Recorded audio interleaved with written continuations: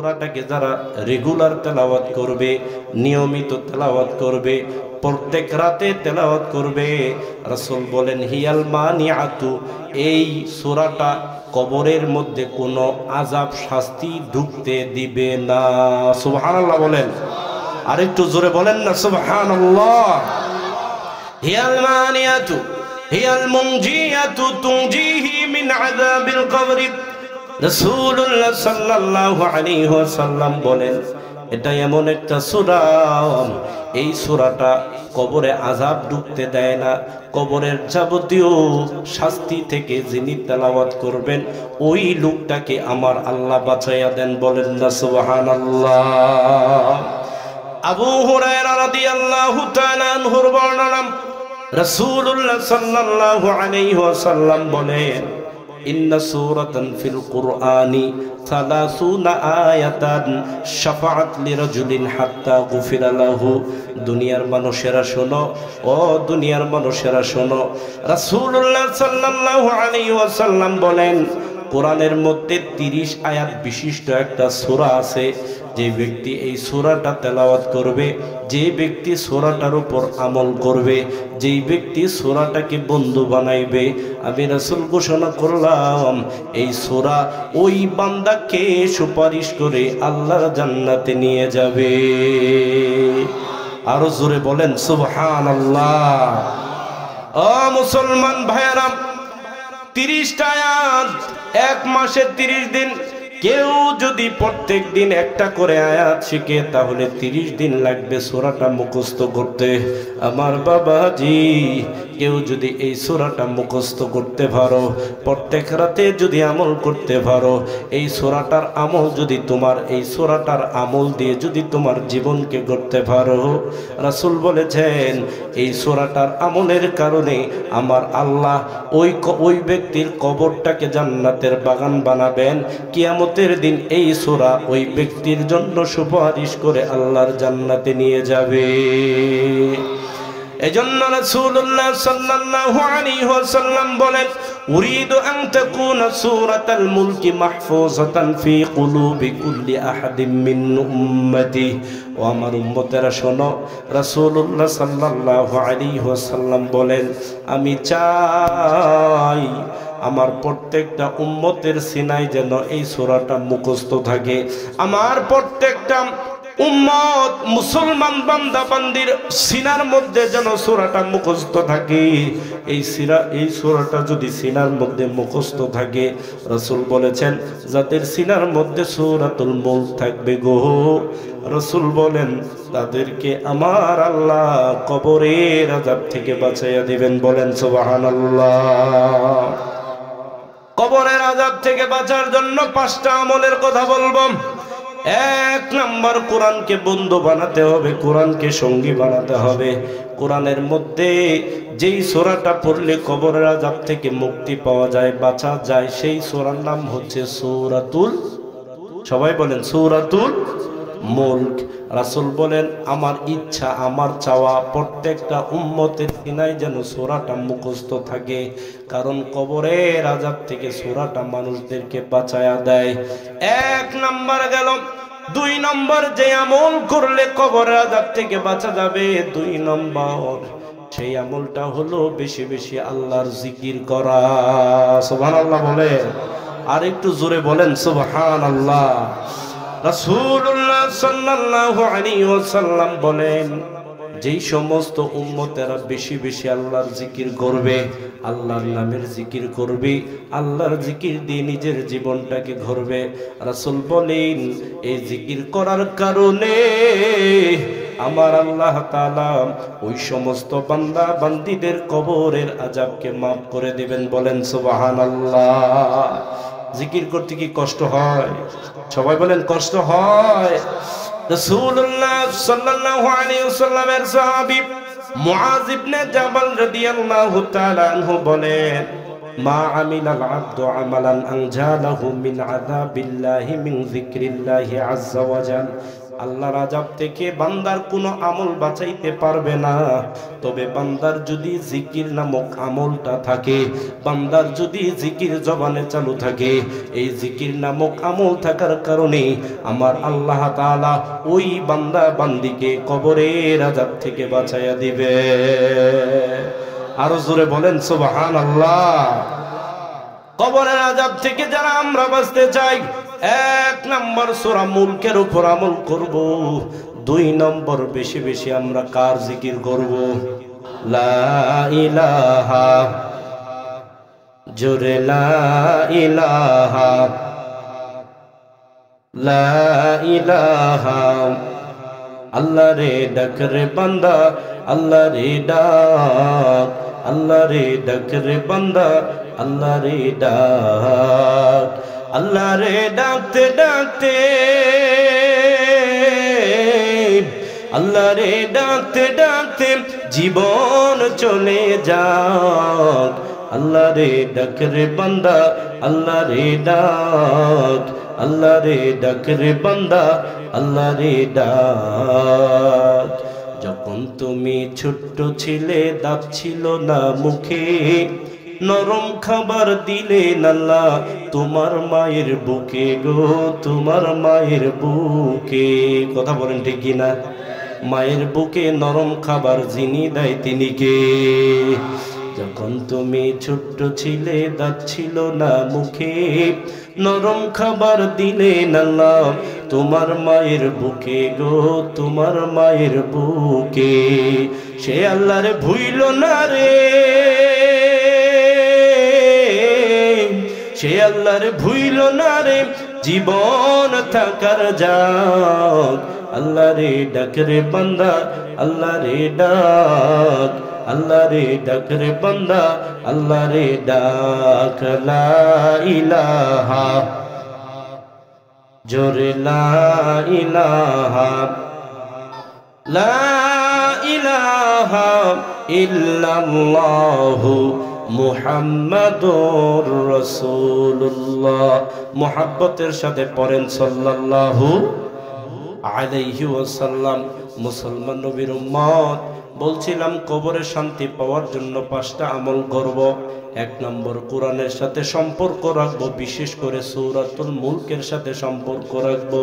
2 নম্বর বেশি বেশি আল্লাহর নামের জিকির করব।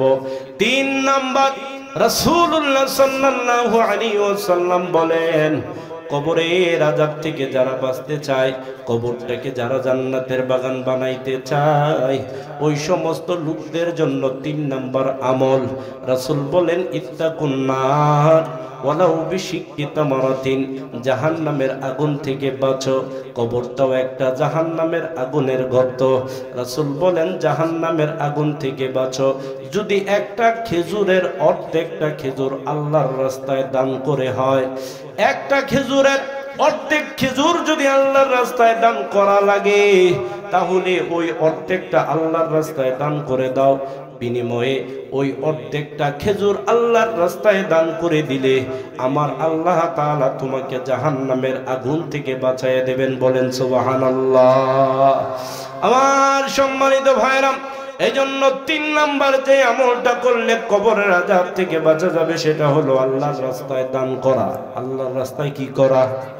সবাই বলেন কি করা? মুসলমান, এখন আমি বলবো না যে আল্লাহর রাস্তায় দান করেন, কিন্তু আমি আগেই বলে নিয়েছি, যারা কবরের জিন্দিগিকে আরামের জিন্দিগি বানাইতে চায়, কবরটাকে যারা শান্তির জায়গা বানাইতে চায়, কবরটাকে যারা জান্নাতের বাগান বানাইতে চায়, রাসূল বলেন তারা যেন আমল করে। এই আমলগুলো বলতে গিয়ে 1 নম্বর কোরআনের সাথে বন্ধুত্ব করা লাগবে। 2 নম্বর বেশি বেশি আল্লাহর জিকির করা লাগবে। 3 নম্বর বেশি বেশি আল্লাহর দেওয়া সম্পদ আল্লাহর রাস্তায় খরচ করা লাগবে। আল্লাহর দেওয়া সম্পদ যদি আল্লাহর রাস্তায় আমরা দান করতে পারি, আল্লাহর দেওয়া সম্পদ, আল্লাহর দেওয়া রিজিক যদি আল্লাহর রাস্তায় দিতে পারি, বিনিময়ে আল্লাহ আমাদেরকে কবরের আযাব থেকে মুক্তি দিয়ে দিবেন। বলেন সুবহানাল্লাহ।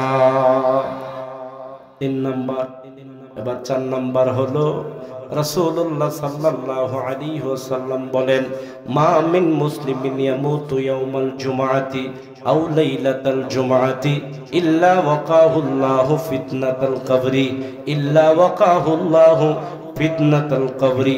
রাসূলুল্লাহ সাল্লাল্লাহু আলাইহি ওয়াসাল্লাম বলেন, যে ব্যক্তি কোন মুসলমান নারী অথবা পুরুষ যদি জুমার দিনে অথবা রাতে মারা যায়, ইমানের সাথে যদি মারা যায়, কোন মুসলমান নারী অথবা পুরুষ জুমার রাতে অথবা দিনে যদি ইমানের সাথে মারা যায়, রাসূল বলেন এই জুমার দিনে রাতে মারা যাওয়ার কারণে আমার আল্লাহ তাআলা ওই মুসলমানের কবরের জিন্দেগীর আযাবকে আল্লাহ মাফ করে দেয়।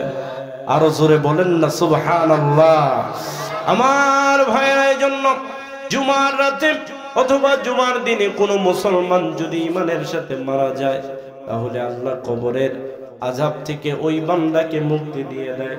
এখন জুমার দিনে অথবা রাতে মারা যাওয়া ইচ্ছায় যদি মারা যায়, নিজে আত্মহত্যা করে যদি মারা যায়, তাহলে কি আল্লাহ কবরের আযাব মাফ করবে? সবাই বলেন মাফ করবে। যদি আল্লাহ ওই দিনে অথবা রাতে ওই লোকটার মৃত্যু নির্ধারিত করে থাকে, তাহলে আল্লাহ তার কবরের আযাবকে মাফ করে দিবে। এই জন্য জুমার দিনে অথবা রাতে মারা যেহেতু আমাদের মৃত্যুবরণ করাই লাগবে, এই জন্য আমরা আমাদের মৃত্যু যেন জুমার রাতে অথবা দিনে হয়, এই জন্য একজনের কাছে দোয়া করতে হবে। বলেন তিনি কে? আল্লাহর কাছে দোয়া করতে হবে। এই জন্য যারা জুমার দিনে অথবা রাতে মারা যাবে, আল্লাহ তাআলা তাদের কবরের আযাব মাফ করে দিবে। এবার 4 নাম্বার গেল।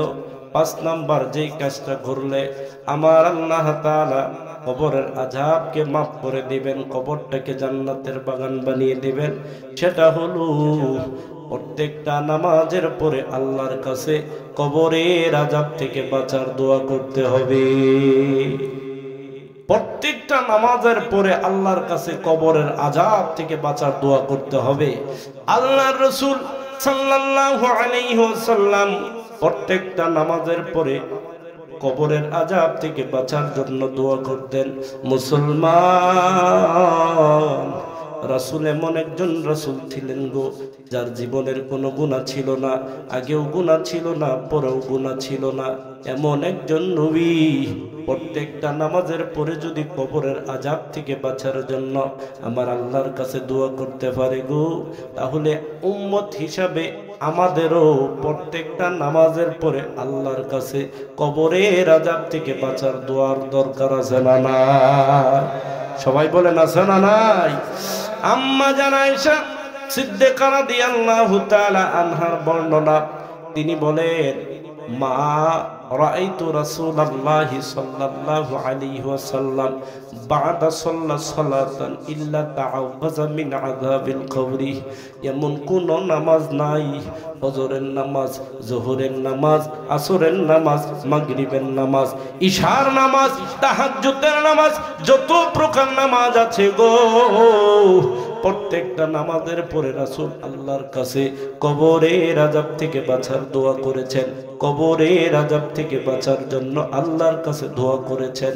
ও মুসলমান, রাসূল যদি কবরের আযাব থেকে বাঁচার দোয়া করতে পারে, রাসূল যদি প্রত্যেকটা নামাজের পর কবরের আযাব থেকে বাঁচার দোয়া করতে পারে, আমরা কোন দুনিয়াতে আছি, আমরা কোন বেখেয়ালে আছি, আমরা কোন আমল নিয়ে পড়ে আছি গো, আমরা কেন আল্লাহর কাছে কবরের আযাব থেকে দোয়া করি না? ও মুসলমান নবীর উম্মত, এই জন্য কবরের আযাব থেকে যারা বাঁচতে চায়, বেশি বেশি বিশেষ করে 5 ওয়াক্ত নামাজের পরে আল্লাহর কাছে বলতে হবে, আল্লাহুম্মা ইন্নী আউযু বিকা মিন আযাবিল কবরি। বলেন না সবাই, আল্লাহুম্মা ইন্নী আউযু বিকা মিন আযাবিল কবরি। হে আল্লাহ, তুমি আমাদেরকে কবরের আযাব থেকে মুক্তি দিয়ে দাও, তুমি আমাদেরকে কবরের আযাব থেকে মুক্তি দিয়ে দাও। বলেন আমিন। মুসলমান, কবর দৈনিক আমরা দেখি গো, এই কবরটা দেখে আমরা বটতলা বাজারে যাই, এই কবরটা দেখে আমরা শিবগঞ্জ বাজারে যাই, এই কবরটা আমরা সকালে দেখি, এই কবরটা আমরা দুপুরে দেখি, এই কবরটা আমরা সন্ধ্যায় দেখি, কিন্তু কোনদিন কবরের পাশে দাঁড়াইয়া আমিও যে এই কবরে চলে যাব একটা দিন চিন্তা করলাম না। অথচ রাসূল বলছেন কুন ফিদ দুনিয়া কাআন্নাকা গরীবুন আও আবিরুস সাবিলিন। রাসূলুল্লাহ সাল্লাল্লাহু আলাইহি ওয়াসাল্লাম বলেন ওয়াউদ্দা নাফসাকা মিন আহলিল কবর, দুনিয়াতে এমন ভাবে থাকো রে যেন গরিবের হালতে থাকো, দুনিয়াতে এমন ভাবে থাকো মিসকিনের হালতে থাকো, দুনিয়াতে এমন ভাবে থাকো মুসাফিরের হালতে থাকো, দুনিয়াতে এমন ভাবে থাকো গো যেন তুমি কবরের অধিবাসী মনে করো। ও মুসলমান, দৈনিক আমরা কবর দেখি রে, কিন্তু আমরা কবর দেখে আমরা শিক্ষা দেই না, শিক্ষা নেই না। অথচ রাসূলের একজন জান্নাতের টিকিট প্রাপ্ত সাহাবী ছিলেন, নাম তার হযরতে উসমান। নাম কি? সবাই বলেন কি নাম? উসমান রাদিয়াল্লাহু তাআলা আনহু। তার ঘটনা থেকে জানা যায় ইদা ওয়াকাফা আলা কবরিন বাকা হাত্তা ইয়াবুল্লা লিহিয়াতাহু ফাকিলা লাহু তুযকারুল জান্নাতু ওয়ান নারু ফালা তাবকি ওয়া তাবকি মিন হাযা। ও মুসলমান, দিলের কানটাকে লাগিয়ে দেন। হযরতে উসমান রাদিয়াল্লাহু তাআলা আনহু এত বড় একজন সাহাবী ছিলেন, দুনিয়ায় থাকতে যাকে আল্লাহ জান্নাতের টিকিট দিয়েছেন, বলেন না সুবহানাল্লাহ। আপনিও জান্নাতের টিকিট পান নাই, আমিও জান্নাতের টিকিট পাই নাই।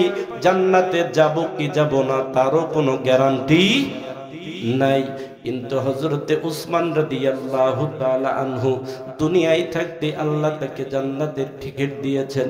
এই জান্নাতের টিকিট প্রাপ্ত সাহাবী হযরতে উসমান রাদিয়াল্লাহু তাআলা আনহু যখন কোন কবরের পাশে দাঁড়াইয়া যাইতেন এমন ভাবে কান্না করতেন, কান্না করতে করতে গো চোখ থেকে পানি বের হয়ে দাড়ি মুবারক ভিজে যাইত। ফাকিলা লাহু তুযকারুল জান্নাতু ওয়ান নার। উসমান রাদিয়াল্লাহু তাআলা আনহুকে জিজ্ঞাসা করা হলো, ও উসমান, জান্নাতের আলোচনা করা হয়, জাহান্নামের আলোচনা করা হয়, আপনি কান্না করেন না। জাহান্নামের বিভিন্ন শাস্তির কথা বলা হয়, আপনি কান্না করেন না। কিন্তু এই কবরের পাশে দাঁড়াইলে আপনি কান্না করেন। এই কবরের পাশে দাঁড়াইলে আপনার চোখ দিয়ে পানি বের হয়ে যায়। এই কবরের পাশে দাঁড়াইলে আপনার চোখের পানিতে তার ভিজে যায়। কারণ কি? কারণ কি?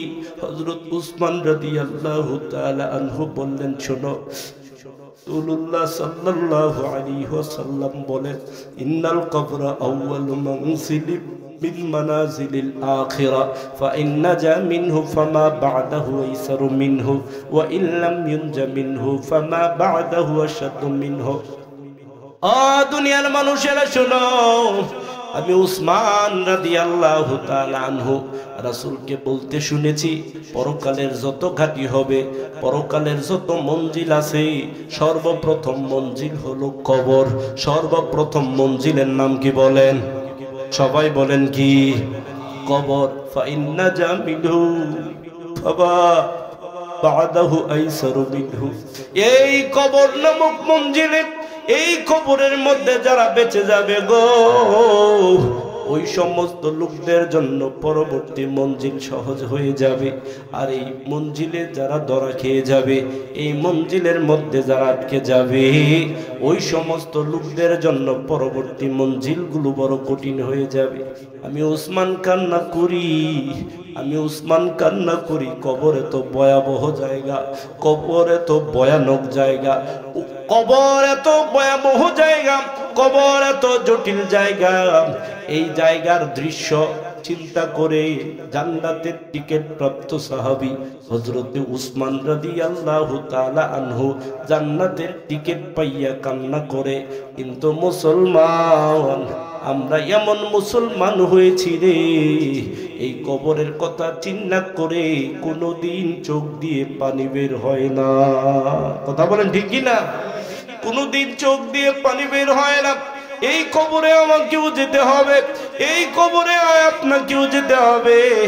এই কবরে ভাইরে সবাইকে যেতে হবে, চিন্তা করলাম না। এজন্য রাসূলুল্লাহ সাল্লাল্লাহু আলাইহি ওয়াসাল্লাম বলেন, ফালাউলা আল্লা তাদাফানু লাদাউতুল্লাহ আইয়ুসমিআকুম মিন আযাবিল কবরি আল্লাযী আসমাউ মিনহু। ও দুনিয়ার মানুষেরা শুনো, আমি যদি নবী ভয় না করতাম, মানুষ দাফন করা ছেড়ে দিবে, মানুষ দাফন করা ছেড়ে দিবে, মানুষ তার বাবাকে কবরে দাফন করবে না, মানুষ তার মাকে কবরে দাফন করবে না, মানুষ তার স্ত্রীকে কবরে দাফন করবে না, কোনো আত্মীয় স্বজনকে কবরে দাফন করবে না। যদি আমি নবীর এই ভয় না থাকতো, তাহলে আমি আল্লাহর কাছে দোয়া করতাম, আল্লাহ একটা বার কবরের আযাবটা আমার উম্মতকে শোনাইয়া দাও, কবরের মধ্যে কেমন আযাব হয় একটা বার কবরের আযাবটাকে আমার উম্মতকে শোনাইয়া দাও। আমি নবী শুনতে পাই, কিন্তু তোমরা শুনতে পাও না। যদি শুনতে পাইতা, তাহলে বাবাকে কোনোদিন দাউগাঁও গুরুস্থানে খবর দিতা না, কোনদিন দাউগাঁও গুরুস্থানে মাকে খবর দিতা না, বড় ভাইকে কবর দিতা না। কবর বড় ভয়ানক জায়গা, কবর বড় ভয়াবহ জায়গা মুসলমান। এজন্য কবরের আযাব থেকে আল্লাহর কাছে বেশি বেশি দোয়া করতে হবে। প্রত্যেকটা নামাজের পরে রাসূলুল্লাহ সাল্লাল্লাহু আলাইহি ওয়াসাল্লাম কবরের আযাব থেকে আল্লাহর কাছে দোয়া করেছেন। এজন্য কবরের আযাব থেকে যারা আমরা বাঁচতে চাই গো, বেশি বেশি কবরের আযাব থেকে বাঁচার দোয়া আমরা প্রত্যেকটা নামাজের পরে করব ইনশাআল্লাহ। কবরের আযাব থেকে বাঁচার আমরা দোয়াটা শিখে নিব। আল্লাহুম্মা ইন্নী আউযু বিকা মিন আযাবিল কবরি ওয়া আউযু বিকা মিন ফিতনাতিল মাসিহিদ দাজ্জাল ওয়া আউযু বিকা মিন ফিতনাতিল মাহইয়া ওয়া ফিতনাতিল মামাত। আল্লাহুম্মা ইন্নী আউযু বিকা মিনাল মা'সামি ওয়াল মাগরাম। কষ্ট হলেও এই দোয়াটা শিখে নেবেন। যদি কবরের আযাব থেকে বাঁচতে চান, দোয়াটা শিখে নেবেন। যদি কবরের আযাব থেকে বাঁচার ইচ্ছা হয়, তাহলে এই দোয়াটা শিখে নেবেন। কষ্ট হলেও এই দোয়াটা আমরা শিখব। রাজি আছি তো? সবাই বলেন রাজি আছি তো?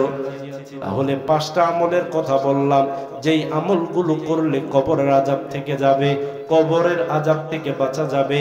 1 নাম্বার, কোরআনটাকে বন্ধু বানাইতে হবে। বিশেষ করে সূরাতুল মুলকের উপর আমল করতে হবে। কোন সূরা? সবাই বলেন কোন সূরা? সূরাতুল মুলকের উপর আমল করতে হবে। 2 নম্বর, বেশি বেশি আল্লাহর জিকির করতে হবে। 3 নম্বর, আল্লাহর রাস্তায় বেশি বেশি সাদকা করতে হবে।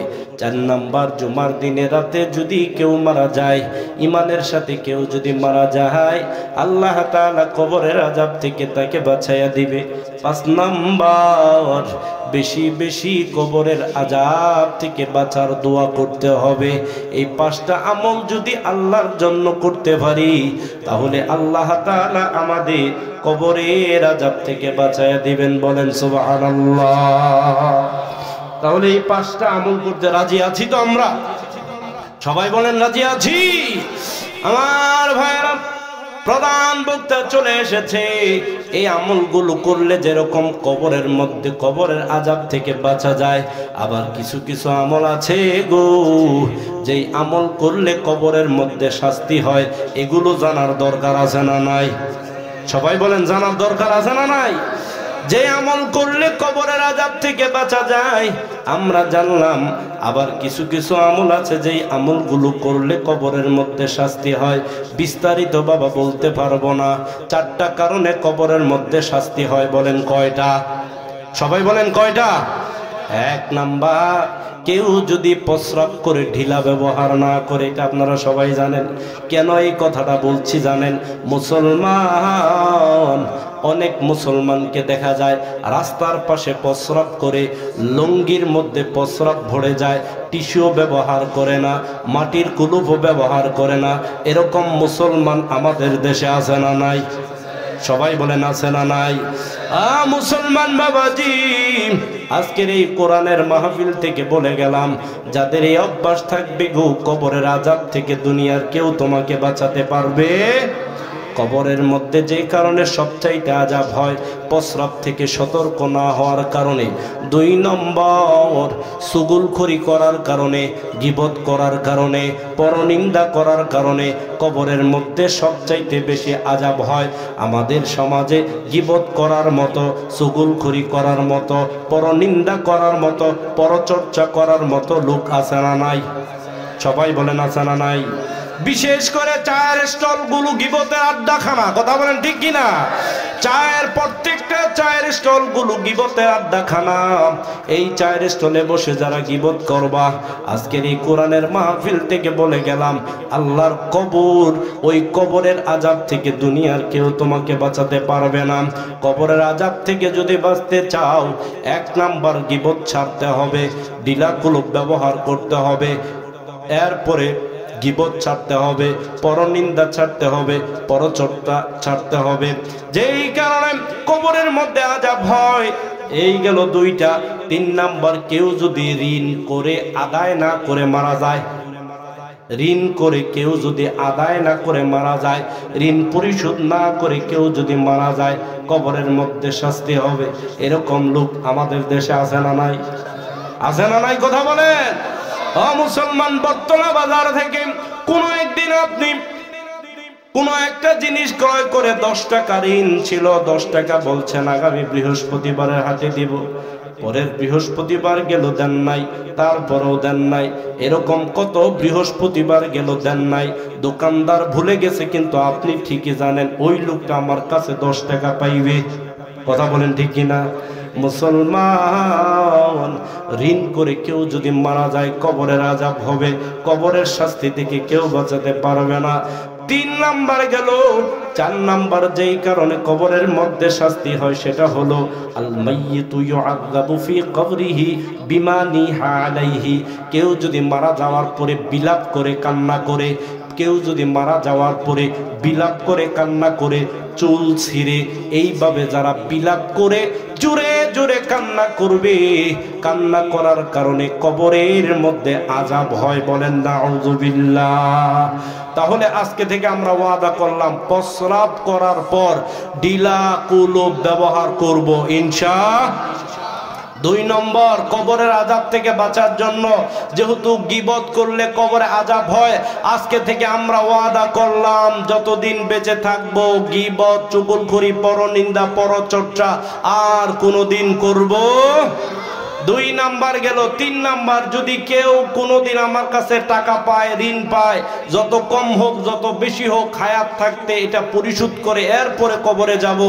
4 নাম্বার, মারা যাওয়ার পরে আমাকে নিয়ে যেন কেউ বিলাপ করে না, কান্নাকাটি করে, মাথার চুল না ছিঁড়ে, এইভাবে কেউ যেন কান্নাকাটি না করে, এই ব্যবস্থা আমরা যাতে না করে যাই।